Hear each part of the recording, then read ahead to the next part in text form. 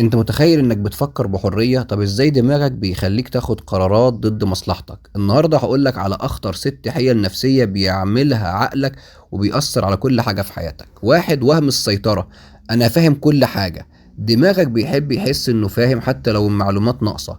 بتسمع خبر، بتحلل وتفسر وتقرر رغم انك مش شايف الصورة كاملة. النتيجة احكام خاطئة وثقة زائفة. لو عندك فكرة في دماغك هتبدأ تدور على ادلة تؤيدها وتبعد عن كل حاجة تعارضها حتى لو كانت الفكرة غلط.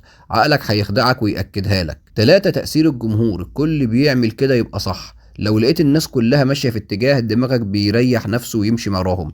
بس مش دايما الاتجاه الجماعي هو الصح، المختلف هو اللي بيوصل. 4، بتفتكر انك فاهم موضوع معين لانك سمعت عنه كتير. ده اسمه وهم المعرفة. تخدع نفسك وتوقف عن التعلم. الناجح الحقيقي بيقول انا مش عارف، خليني اتعلم.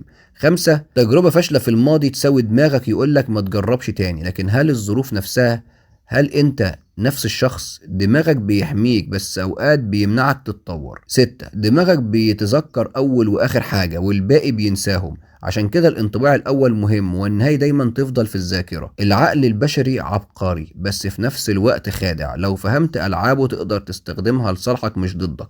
شارك الفيديو ده مع كل حد محتاج يكتشف نفسه وابدأ رحلة الوعي.